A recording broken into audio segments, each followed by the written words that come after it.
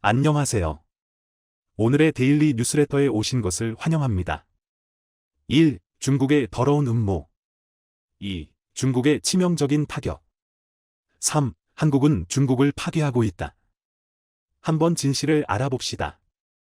바로 어제 중국이 갈륨과 게르마늄 수출 금지를 선언하며 한국과 미국, 유럽의 반도체 생산을 마비시키려 하고 있다는 소식 모두들 이미 들으셨을 겁니다. 자, 그런데 이것은 아무것도 아니었습니다.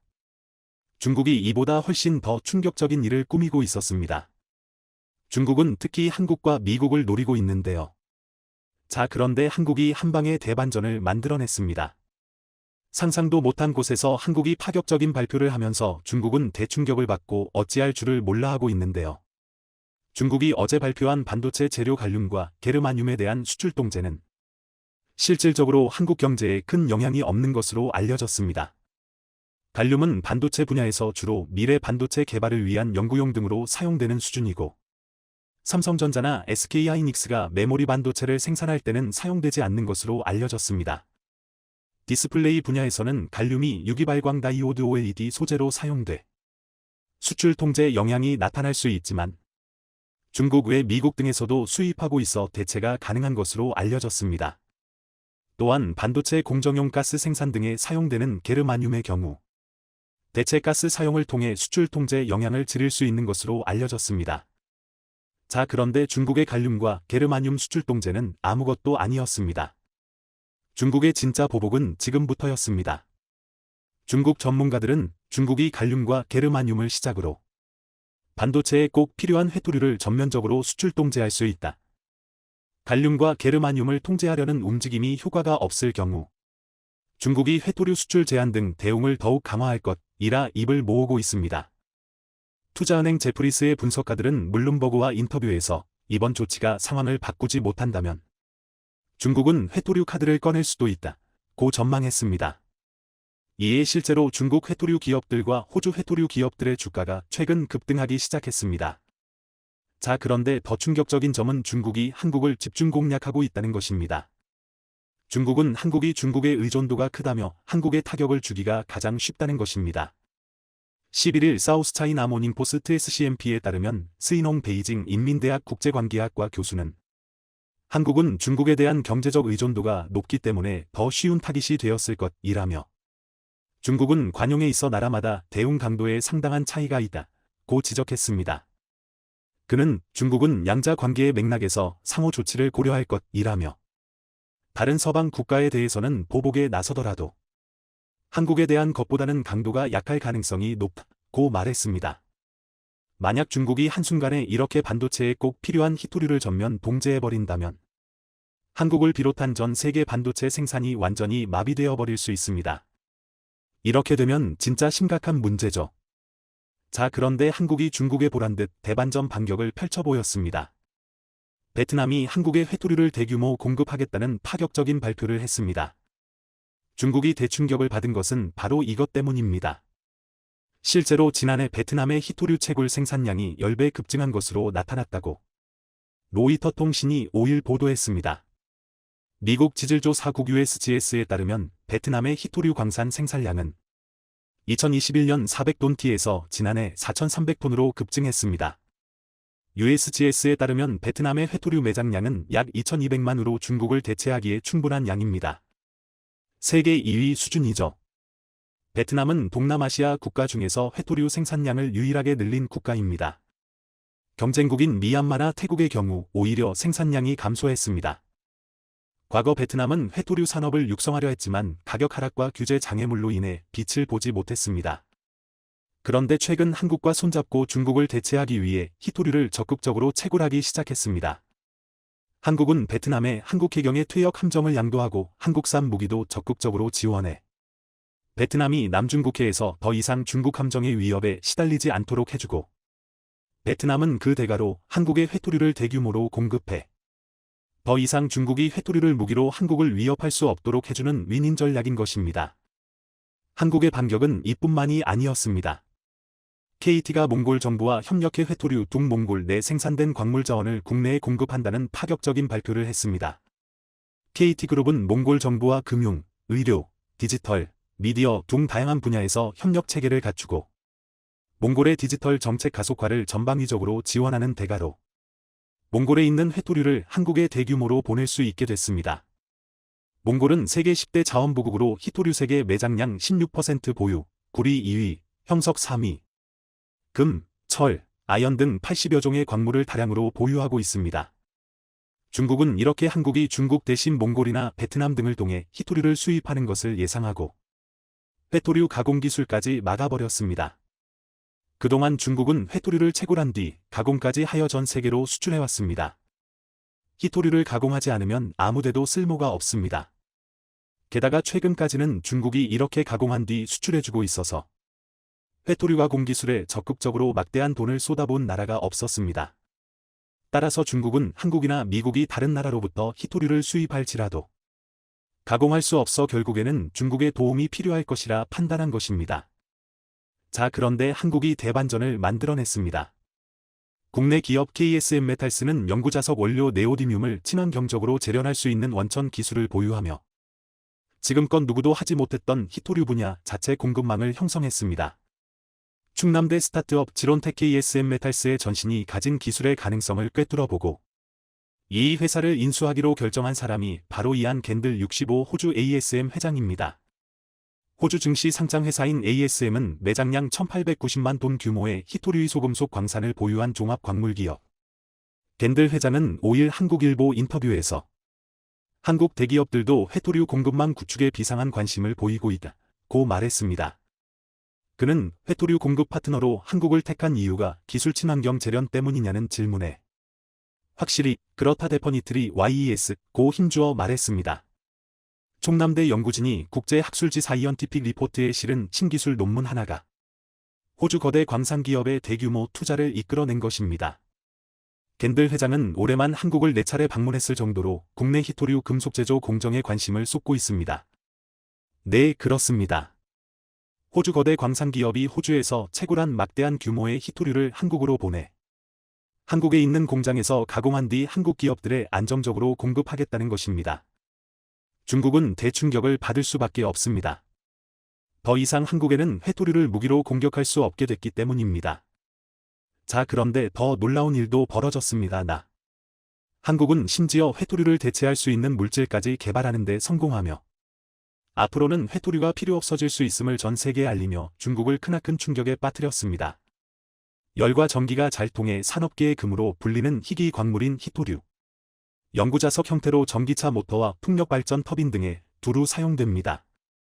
그러나 매장량이 적고 비싼 데다 생산의 대부분을 차지하는 중국이 수출을 줄이면서 자원 분쟁을 낳고 있습니다. 이 회토류를 대체하는 소재를 개발했다는 국내 연구진의 파격 발표가 나왔습니다. 울산대 홍순철 교수팀이 철과 니켈, 질소의 화합물이 희토류보다 값은 싸면서 효율이 높은 자석을 만들 수 있다는 사실을 밝혀냈습니다. 홍순철 울산대 물리학과 교수는 철, 니켈, 질소를 섞어보니까 성능도 괜찮고 높은 온도까지 영구자석 특성을 유지할 수 있겠더라는 사실을 저희들이 발견한 것입니다. 실험 결과 회토류 영구자석은 580도 정도에서 자석의 성능이 떨어졌지만 새 모델은 720도까지 성능이 유지됐습니다.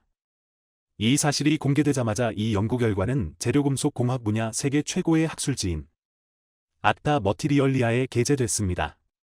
테슬라가 최근 회토류를 쓰지 않고 전기차를 만들겠다라고 폭탄 발표한 것도 한국과 손잡았기 때문에 가능할 것이라 전문가들은 입을 모았습니다. 지난 3월 열린 테슬라 투자자 행사에서 나온 소식이 완성차 업체들을 비롯한 산업계에 파장을 일으키고 있습니다. 이 행사에서 테슬라 파워트레인 사업부 임원 콜린 캠벨은 공급망 문제와 회토류 자석 생산 과정에서 발생하는 오염 때문에 모터에서 회토류 자석을 제거할 것이라고 했습니다. 캠벨은 희토류 123으로 표시된 3가지 물질이 등장하는 슬라이드를 2장 공개했습니다. 첫 번째 슬라이드에는 테슬라 모터에 사용되는 희토류의 양이 각각 500g, 10g, 10g으로 표시돼 있었습니다. 반면 다음 슬라이드에는 세 회토류가 모두 0g으로 적혀 있었습니다. 회토류 1이 바로 모터에 사용되는 영구 자석의 핵심인 희토류 금속 네오디뮴입니다. 하지만 이 발표에는 이상한 점이 하나 있습니다. 테슬라가 새로운 자석을 개발했을 가능성이 없다는 겁니다. 기술 전문 매체 와이어드는 물리학자들 사이에서는 분명한 사실이라며 새로운 상업용 자석은 세기에 한 번 나올까 말까 한 일이라고 했습니다. 히토류의 용도 가운데 가장 주목받는 것이 자석입니다. 전기차의 핵심인 모터가 바로 네오디뮴 합금으로 만들어집니다. 네오디뮴은 쉽게 부식되고 부서지는 데다 섭씨 80도가 넘으면 자력이 떨어집니다. 이 때문에 철 붕소와 섞어 합금을 만듭니다. 네오디뮴 자석은 3kg의 자석으로 300kg이 넘는 물체를 들어 올릴 수 있습니다. 테슬라는 원래 회토류 연구 자석을 쓰지 않았습니다. 전기가 흐르면 자력을 발휘하는 전자석을 이용한 모터를 사용했죠. 하지만 5년 전 모델 3를 양산하면서부터 뒷바퀴 구동 모터에 네오디뮴 자석을 썼습니다. 강한 자성으로 더 먼 거리를 주행할 수 있도록 하고 토크도 높여주기 때문입니다. 테슬라의 히토류 제로 선언은 이 때문에 업계의 의구심으로 이어집니다. 강한 자석이 더 긴 주행거리를 보장하니까 말이죠.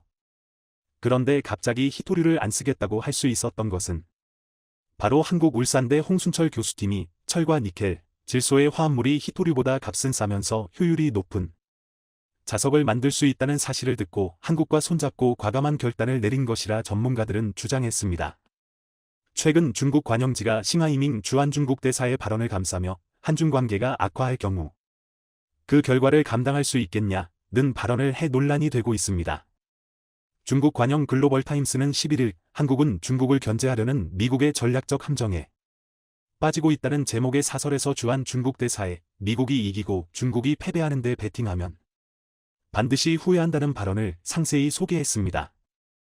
그러면서 한국이 미국의 전략에 동조해 중국을 적대국으로 밀어붙인다면 그 결과를 감당할 수 있겠나? 중국은 한반도에서 혼란과 전쟁을 원하지 않는다고 경고성 메시지를 전했습니다. 중국 관영 매체가 전쟁이라는 단어까지 사용하면서 선을 넘는 모습을 보인 것입니다.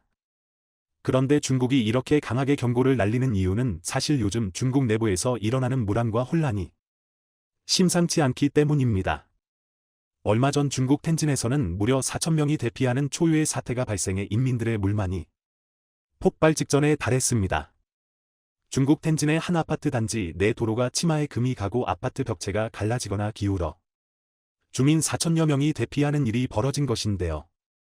텐진시 진난구의 한 대규모 아파트 단지 내 도로 곳곳이 내려앉아 균열이 생겼으며 25층짜리 아파트 한 동은 보시는 것처럼 눈으로 봐도 심각할 정도로 기울었습니다.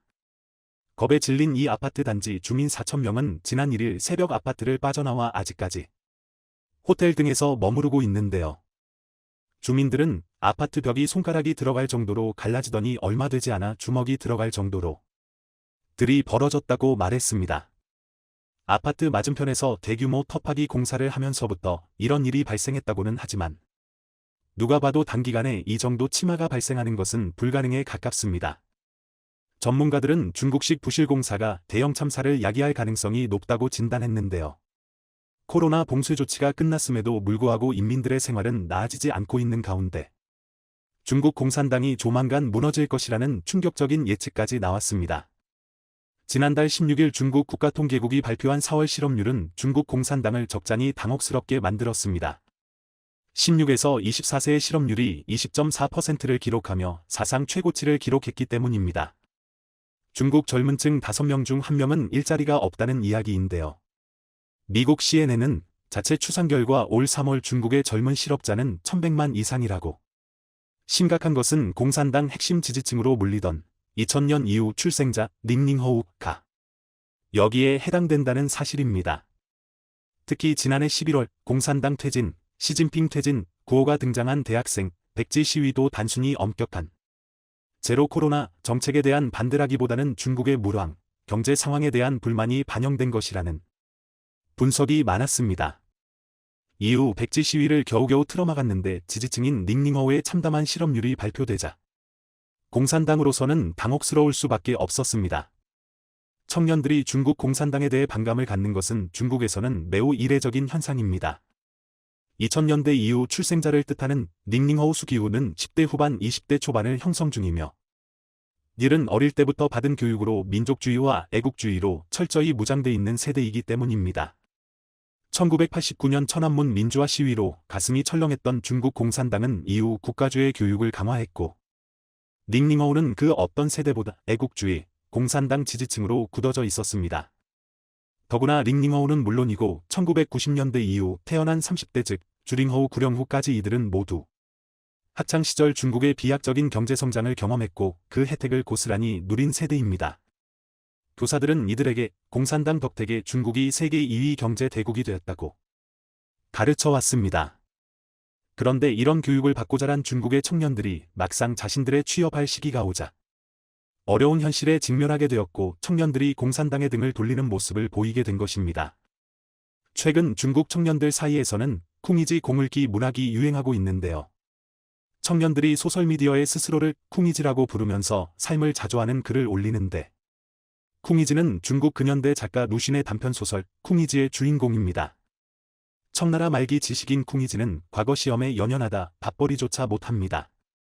생계를 위해 도둑질까지 하면서도 선비 신분을 상징하는 낡은 장삼을 끝내 벗지 않았던 인물인데요. 지금 중국 청년들이 고학력 대학 졸업장 골레를 벗어던지지 못하고 저임금 일자리를 거들떠보지 않는 스스로를 쿵이지에 빗대 자조하는 것입니다. 그런데 청년 실업률이 심각한 상황에 이른 근본적인 이유는 한국을 포함한 글로벌 기업들의 탈중국 때문이라는 분석이 지배적입니다. 다급해진 공산당은 청년 실업의 대안으로 대학 졸업자를 농촌으로 내려보내는 캠페인에 나섰는데요. 광둥성의 경우 2025년 말까지 대졸자 30만 명을 농촌으로 보낼 계획을 세웠다고 전해집니다. 대졸자들은 농촌에서 풀뿌리 간부, 기업가 또는 자원봉사자로 일하게 된다고 하는데 이게 제대로 된 대책인지 이해가 되지는 않습니다. 그럼에도 이 캠페인의 지원자가 지난해보다 3배 이상 늘었다고 하니 지금 중국의 청년 실업이 얼마나 심각한지 알 수 있습니다. 이처럼 중국이 외부에 대놓고 경고장을 날리며 핏대를 세우는 이유는 내부적으로 그만큼 힘들다는 반증입니다. 인민들의 불만을 한국으로 잠시나마 돌리려는 의도인데요. 하지만 한국 기업들의 탈중국은 이미 마무리 단계에 접어들어 있습니다. 한국 총수출액 1위 시장이 20년 만에 중국에서 다시 미국으로 교체될 가능성이 높아지고 있습니다. 올해 들어 5월까지 우리 총수출에서 미국 시장이 차지하는 비중이 18%에 달해 중국이 아니라 미국이 총수출액 1위 시장으로 떠오른 것입니다. 반대로 미국 입장에서 한국은 교역 규모 6위의 나라로 부상했습니다. 하지만 이 모든 것은 중국의 자업자득입니다. 그동안 중국은 한국이 기술력을 제공하면 값싼 노동력으로 생산하는 전략으로 경제성장을 이뤄왔습니다. 하지만 중국의 도를 넘은 기술 카피와 한한령 등 불확실성까지 겹치면서 한국 기업들은 순식간에 탈중국을 완료해버렸는데요. 얼마 전 실제로 중국에 어느 정도 타격을 주었는지 그 통계가 공개되었습니다. 중국 경제 규모가 미국을 추월하는 시점이 점점 늦춰지고 있다는 전망이 나온 것입니다. 영국의 싱크탱크 이코노미스트 인텔리전스 유닛은 중국이 GDP 규모에서 미국을 따라잡을 시기를 2039년으로 추산했습니다. 1년 전 제시한 시점이었던 2032년보다 7년이나 더 멀어진 것입니다. 현재 탈중국화를 추진하고 미국과 교역을 늘리는 나라들은 한국만이 아닙니다. 이미 글로벌 기업 10곳 중 6곳은 탈중국화를 진행 중이며 인도, 동남아시아 등지로 공장을 속속 이전하고 있습니다. 사실 애플이 가장 적극적으로 탈출 중입니다. 이미 인도에 오프라인 매장을 개장했고 애플의 최대 협력 업체인 대만 폭스콘도 중국이 아니라 인도 투자에 속도를 내고 있습니다. 중국이 오랜 기간 공고히 지켜온 세계의 공장, 지위가 흔들리고 있다는 증거들인데요. 미국을 따라잡겠다는 중국의 야심찬 계획은 더욱 더 멀어졌고 미국과 중국의 경제 격차는 더욱 벌어지고 말았습니다. 그런데 이런 상황에서 중국의 결정타를 안기는 소식이 들려왔습니다. 중국 경제가 그나마 버틸 수 있게 해주었던 배터리 산업의 치명적인 발표가 나온 것입니다. 미국계 글로벌 투자은행 IB 모건 스탠리가 CATL의 성장세 둔화를 우려하며 목표 주가를 크게 낮추자 세계 최대 배터리 기업인 중국 CATL의 시가총액은 하루 만에 10조 원 가까이 증발했습니다. 지난 8일 중국 선전증권거래소에 따르면 CATL은 지난 7일 장중 한때 전일 대비 7% 가까이 급락한 204.45위안을 기록하며 연중 최저점을 기록했고 이후 낙폭이 다소 줄어들긴 했지만 맥을 못 추고 있습니다. 모건 스탠리가 CATL의 목표 주가를 기존 214위안에서 180위안으로 16%가량 내린 이유는 CATL이 북미에 전기차용 배터리를 수출하는 것이 사실상 불가능해졌다고 봤기 때문입니다.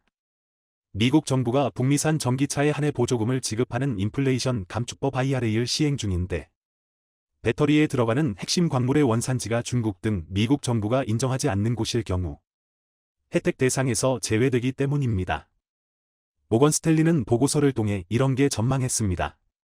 잠재적인 지정학적 국가 안보 위험은 중국 배터리 제조기업의 글로벌 확장 계획을 지연시키고 경쟁 상대인 한국 기업들의 확장을 가속화시킬 수 있다. 며 한국이 수혜를 볼 것으로 기대했습니다. 이런 상황에서 전기차 시장은 과연 테슬라가 악조건 속에서도 계속해서 중국산 CATL의 배터리를 쓸 것인가에 시선이 모아졌습니다. 실제 테슬라는 현재 미국에서 모델 Y와 모델 3의 일부 차종에 CATL의 배터리를 탐지하고 있지만 배터리가 중국에서 생산됐다는 이유로 IRA 보조금 혜택을 받지 못하는데 테슬라가 계속 CATL을 고집할까 하는 것인데요. 이익을 최우선하는 기업의 입장에서 계속 중국 배터리 기업을 거래하기는 어려울 것이란 게 시장의 전망입니다. 이처럼 안으로는 청년 실업이 위험 수준에 달했고 밖으로는 미, 중 간의 대립으로 글로벌 기업들의 탈중국화가 본격적으로 진행 중인 지금 중국은 한국을 자극할 게 아니라 이 위기를 어떻게 돌파할지 대안 찾기에 골몰해야 할 것입니다. 중국의 1대1로 주변국들이 경제 위기에 빠지며 급기야 붕괴에 직면하는 최악의 상황이 벌어지고 있습니다. 작년엔 중국의 진 막대한 외채 때문에 경제난에 시달린 스리랑카에선 시위대가 대통령궁을 그런데 현재 스리랑카와 같은 상황인 즉 중국의 진 빚의 함정에 빠진 곳이 10여 개 국가에 달하면서 이들 모두 빈곤의 나락에 빠졌다는 충격적인 소식이 전해졌습니다. AP에 따르면 파키스탄, 잠비아 등 12개국 대부분이 외채의 절반 이상 중국 채무였으며 정부 세수의 3분의 1 이상을 액티브채 상환에 쓰는 것으로 드러났습니다. 하지만 최근 중국 내 경제 상황도 하루가 다르게 심각해지고 있는데 심지어 중국 경제가 몰락하고 있다는 여러 가지 신호들까지 포착되고 있는 상황입니다. 그런데 이 상황에 한국이 중국 몰락을 더욱더 가속화시키고 있다고 하는데 어떻게 된 일인지 자세히 알아보겠습니다. 중국 경제를 둘러싸고 각종 대내외 악재가 겹치고 있는 가운데 중국이 빚더미에 가라앉을 엄청난 위기에 빠졌습니다. 재정 상황이 어찌나 심각한지 중국 지방정부가 3경 원이 넘는 부채로 인해 난방조차 제대로 공급하지 못할 정도라고 해 그야말로 충격을 줬는데요. 블룸버그에 따르면 최근 골드만삭스가 추산한 중국 지방정부 부채는 23조 달러, 약 3경 원이 넘어서는 것으로 드러났습니다. 실제로 중국 헤이롱장성 허강시는 재정위기로 지역사회까지 불안감에 휩싸였는데 이곳은 주력 산업이었던 석탄 산업 몰락과 팬데믹, 부동산 위기가 겹쳐 재정이 급격히 악화됐습니다. 결국 허강은 재정 수입의 2배가 넘는 부채를 견디다 못해 재정 긴축에 들어갔고 그 결과 기반시설 운영에 지장이 생겨 겨울 내내 난방을 하지 못할 처지에 이르렀는데요. 그런데 더 큰 문제는 중국 내 다른 도시들도 수년 안에 허강처럼 될 거라는 전망입니다. 실제로 미국 싱크탱크 매크로폴로는 중앙정부의 보증이 없다면 중국 지방정부의 3분의 2는 채무를 제때 변제할 수 없다는 게 현실이라고 지적했습니다. 여기에 더해 최근 중국의 숨겨진 채무가 급증하며 중국의 부채 비율이 또다시 역대 최고치를 경신했는데요. 중국 국가금융발전연구소에 따르면 중국의 1분기 말 GDP 대비 총부채 비율은 282%로 역대 최고치였던 작년보다 9%나 급등했습니다. 이 가운데 중국 기업의 부채 비율이 167% 기록하며 가장 두드러졌는데 이는 중국 지방정부의 숨겨진 부채 때문인 것으로 보입니다. 중국 지방정부의 자산을 담보로 인프라 투자 사업을 벌이는 LGFB의 채무는 현재 지방정부의 채무로 잡히지 않고 있어 눈속임을 하는 것 아니냐는 지적인데요. LGFV의 채무가 기업 채무로 분류되기 때문에 정부 부채 비율이 낮고 기업 부채 비율이 높게 나온다는 겁니다. 따라서 현재 여러 가지 수치로 드러나고 있는 것보다 훨씬 더 많이 중국의 부채가 상당할 것으로 보입니다. 그런데 심지어 중국 경제 중 가장 큰 부분을 차지하는 부동산 시장이 최악의 상황에 직면하면서 중국의 부채 폭탄은 언제 터질지 모르는 상황인데요. 중국 정부의 활성화 대책에도 부동산 시장이 회복할 기미를 보이지 않으면서 최근엔 빚에 몰린 개발업체들의 아파트가 무더기로 경매에 쏟아지기까지 했습니다. 중국 언론에 따르면 올해 들어 칭다오에서만 494채의 아파트가 법원 경매 물량으로 나오는 등 중국 부동산 시장이 장기 침체에 빠졌다는 사실을 방증했습니다. 그런데 이런 상황에 한국은 탈중국을 가속화하며 중국에 더 큰 걱정거리를 선물해줬습니다. 앞서 열린 G7 정상회의에서 한국이 반도체, 배터리 등 첨단 산업에서 중국에 대한 공급망 의존도를 낮추겠다고 공개적으로 밝힌 건데요. 실제로 최근 정부와 국내 기업들은 중국 의존도를 낮추는 방안을 다각도로 모색하며 중국 외 다른 국가들과 협력을 추진하고 있는 중입니다. 지난 16일엔 캐나다와 핵심 광물 공급망 청정에너지 전환에너지 안보 협력 MOU를 체결하고 장관급 경제안보 협의체를 운영하기로 했는데 이 역시 중국 의존도를 줄이기 위한 맥락입니다. 이렇게 한국이 중국을 본격적으로 손절하려는 움직임을 보이자 이를 알아차린 중국은 G7 회의 이후 한국에 갑작스런 제재를 가하며 불순한 의도를 드러내고 말았습니다. 실제로 이달 중순부터 중국 일부 지역에서 네이버 접속 장애가 발생한다는 이야기가 계속 나오면서 중국 정부가 네이버를 차단한 거 아니냐는 추측이 이어졌습니다. 그리고 최근 한국 가수 정용화의 중국 예능 프로그램 출연이 취소되자 한한령이 부활할 수도 있다는 목소리가 나오기도 했는데요. 하지만 다양한 분야에서 한국 기업들은 할 만하다, 혹은 오히려 좋아 라는 반응을 내놓으며 분위기가 완전히 달라졌음을 실감케 했습니다. 이는 수년 전부터 지나친 중국 의존도를 의식해 호주, 아세안, 북미 남미 등으로 수입처 다변화를 꾀했던 특히나 전기차 배터리 관련 기업들은 탈중국에 대해 오히려 좋다는 반응으로 자신감을 보이고 있습니다. 포스코그룹은 그동안 호주 리튬과 니켈 자원 개발을 위해 4조 원 이상의 투자를 해온 것으로 파악되는데 아르헨티나 염호에서 역시 리튬을 채굴할 계획입니다. 이렇게 확보한 자원을 바탕으로 포스코 퓨처엠이 각종 배터리 소재를 만든다면 중국 의존도를 크게 낮출 수 있다는 분석입니다. LG화학 역시 최근에 미국 피드몬트 리튬과 연 20만 톤 규모의 리튬 정광 구매 계약을 맺으면서 공급망 다변화를 꾀했습니다. 배터리 4대 핵심 소재인 분리막 전해질을 만드는 업계에서도 탈중국을 두 팔 벌려 환영하고 있는 분위기인데 우선 분리막 업계에서는 스키어트가 연내 북미 투자 의사결정을 마치고 실행 여부를 확정할 방침입니다. 그리고 이렇게 미국 투자가 현실화하면 SKIET는 글로벌 3대 전기차 시장 모두의 분리막 생산 거점을 마련하게 될 전망입니다. 전해질 업계는 대부분 북미 투자 계획 수립을 모두 끝낸 상태로 엔캠은 조지아주에 연 2만 톤 규모의 전해 공장을 가동하는 동시에 테네시와 이오 미시간 등지에 신규 생산 거점을 마련할 계획입니다. 솔브레인과 동화기업도 내년 하반기부터 현지에서 전액 생산에 나설 예정으로 솔브레인은 인디애나주에 생산시설 공사를 시작했고 동화기업은 상반기 중 테네시주에서 첫 삽을 예정입니다. 사실 이제는 예전처럼 중국산만 갖고 전 세계를 상대로 배터리 소재를 팔 수 있는 시대가 아니기에 한국 기업들은 미리 탈중국을 계획하고 있었는데요. 내친 김에 이들 기업들은 본격적인 탈중국을 통해 그간 중국이 패권을 누려온 분야에서 추격의 기회를 잡으며 우리가 패권을 가져오겠다는 자신감까지 내비치고 있는 것으로 보입니다. 여기에 더해 최근 현대차도 중국 경제의 몰락을 가속화시키는 데 힘을 보태고 있는 중인데요.